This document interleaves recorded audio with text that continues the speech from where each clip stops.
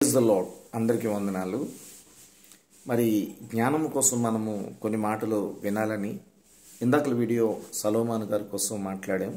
మరి ఆ సలోమాన్ గారు ఎలాగా ఆయన యొక్క జ్ఞానం పొందుకున్నారో రెండు మాటలు మీతో మాట్లాడాలని ఆశ కలిగి ఉన్నాను.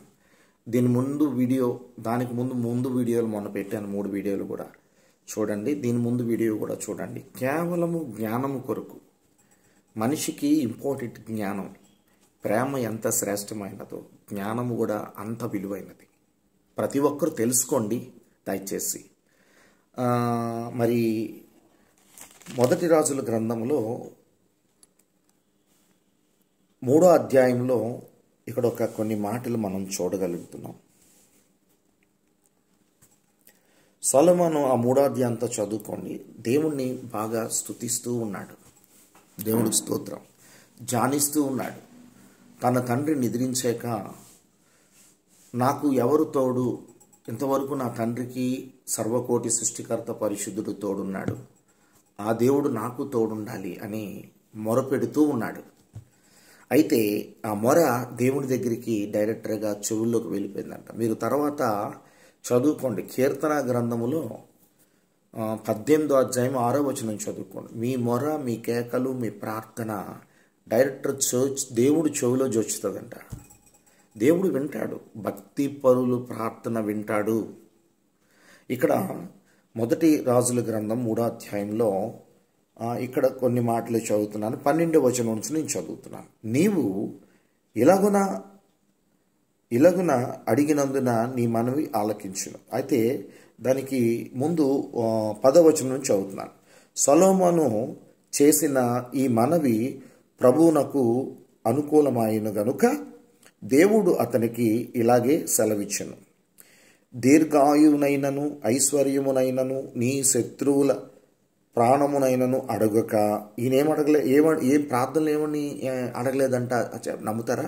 ఈరోజు చాలామంది పక్కింటలతో గొడవైతే ఆయన చనిపోవాలని ప్రార్థన చేస్తున్నారు చాలామంది. నేను కొన్ని వీడియోలు చూశాను. పెద్ద పెద్ద సేవకులు కూడా అలాగే ప్రార్థన చేయిస్తున్నారు. అది కరెక్ట్ కాదు. దీర్ఘాయు నాకు ఇచ్చి ప్రభువా, దీర్ఘాయు ఇచ్చి ప్రభువా అని అడగట్లేదు. దేవుడి చిత్తం, ప్రభువా ఈ భూమి మీద నీ చిత్తము ఎట్లా ఉంటే అట్లా చేయండి అని విశ్వాసమైన ప్రార్థన, నమ్మకమైన ప్రార్థన కలిగి నిరీక్షణ కలిగి ఉన్నాడంట. ఇక్కడ మరొక్కసారి చదువుతున్నాను 10వ వచనం. సొలొమోను చేసిన ఈ మనవి ప్రభువునకు అనుకూలమైనను గనుక దేవుడు అతనికి ఇలాగా సెలవిచ్చును.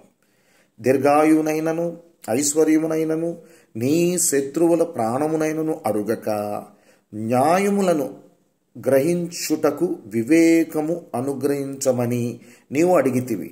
నీవు ఇలాగ అడిగినందున నీ మనవి ఆలకించియున్నాను. చూసారా? నీ మనవి ఆలకించి. నా కింద వచనాలు చూస్తే దేవుడు ఐశ్వర్యాన్ని కూడా ఘనత కూడా ఇచ్చినట్టున్నది. ఇంకొక వాక్యం మనం చదువుకుందాం చూడండి. 2వ రాజుల గ్రంథము 4వ అధ్యాయం 29, 30 వచనాలు చదువుతున్నాను. దేవుడు జ్ఞానమును బుద్ధిని వర్ణింప సాక్ష్యము కాని వివేచన గల మనసును సొలొమోనునకు దయచేసెను. గనుక సొలొమోనునకు కలిగిన జ్ఞానము తూర్పు దేశస్థులు జ్ఞానము కంటెను, ఐగుప్తుల జ్ఞానము కంటెను అధికమాయుండెను. దేవుడికి స్తోత్రం చెప్పండి. తూర్పు దేశమునందున్న జ్ఞానులు చాలామంది ఉన్నారు. ఐగుప్తి జనాంగంలో కూడా చాలామంది జ్ఞానవంతులు ఉన్నారు. కానీ వీరందరికన్నా అధికమైన జ్ఞానము సొలొమోనుకి దేవుడిచ్చాడంట. ఈరోజు సహోదరుడా, సహోదరి, నీవు ప్రార్థన చేస్తున్నప్పుడు ఏమడుగుతున్నావు? తండ్రి నాకు దీర్ఘాయువు ఇచ్చి, ధనం ఇచ్చి, నీ సేవకుడిగా అయిపోవాలి, ప్రపంచం అంతా తిరిగేయాలి, నీ బిడ్డగా పేరు ప్రతిష్టలు ఉండాలి అని నువ్వు అడుగుతున్నావా? కాదు. నువ్వు అడిగే ప్రార్థన ఎలాంటిదంటే యథార్థమైన ప్రార్థనగా ఉండాలి. ప్రభువా, నన్ను తల్లి గర్భంలో ఎన్నుకున్నావు, నన్ను బ్రతికించావు, నీ చిత్తం నా పట్ల ఎలా ఉంది అట్లా నడిపించు తండ్రి అని అడిగితే ఖచ్చితంగా దేవుడు నీ అక్కర్లన్నీ తీర్చేవాడిగా ఉన్నాడు. మత్తయి సువార్త 6వ అధ్యాయం పూర్తిగా చదువుకోండి. దేవుడు రాజ్యాన్ని వెతికిన వారికి వారి అక్కర్లన్నీ తీర్చేవాడిగా దేవుడు ఉన్నాడు. దాంతోపాటు తన జ్ఞానముతో నింపి ఐశ్వర్యాన్నిచ్చి ఈ భూమి మీద దేవుడు తన చిత్తం ఉన్నంత వరకు కూడా కుడిపక్క నుండి నడిపించే దేవుడిగా ఉన్నాడు. ఎంతమందికి ఈ జ్ఞానం కావాలి?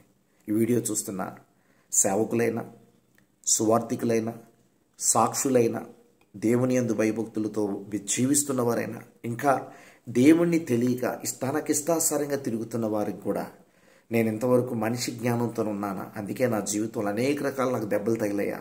లేదు. సర్వకోటి సృష్టికర్త పరిశుద్ధుడు, ఆయన చేతిలో మనందరం ఉన్నాము, ఆయనే దేవుడు అని తెలుసుకొని మీరు ప్రార్థిస్తే యథార్థంగా మీ అక్కర్లన్నీ తీర్చేవాడిగా ఉన్నాడు. మీకు దేవుని జ్ఞానంతో నింపి ముందుకు నడిపించేవాడిగా ఉన్నాడు. ఈ వీడియో చూసిన ప్రతి ఒక్కరు కూడా షేర్ చేయండి. God bless you all. అదే సొలొమోన్ రాజు గారు ఎంతో పేరు ప్రతిష్టలు పొందుకున్న వ్యక్తి.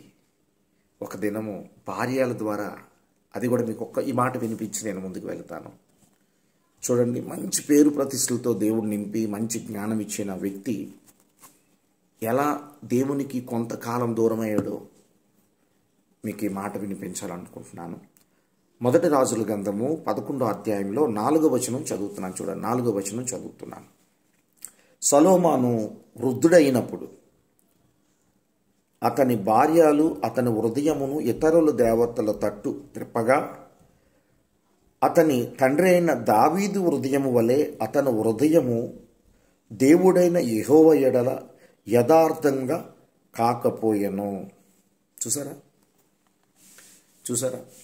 దాని తర్వాత సొలొమోనుకి చాలా అవమానాలు, నిందలు, బాధలు వచ్చి ఉంటాయి. అందుకే ముందు వీడియోలో పెట్టాను, పశ్చాత్తాపం పడుతున్నాడు. ప్రభువా, నాకు ఆస్తి వద్దయ్యా, ఈ లోకంలో పేరు ప్రతిష్టలు వద్దయ్యా,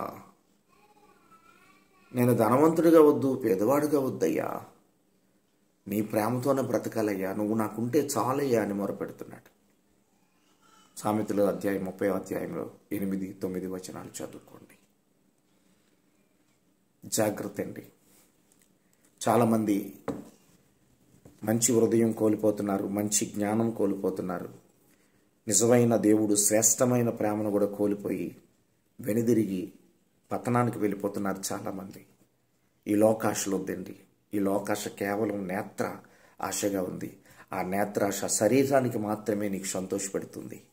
కానీ నీ లోపటున్న దేవుడు ఆశగల ప్రాణాన్ని తృప్తిపరిచే దేవుడిగా ఉన్నాడు. ఆయన మాట వింటే ఈ భూలోకంలో నువ్వు దీవించబడతావు. పరలోక రాజ్యంలో ఆయన్ని చూసే భాగ్యం కూడా దేవుడు నీకు ఇస్తాడు. ఎంతమందికి జ్ఞానం కావాలి? Praise the Lord. Next video మాట్లాడతాను.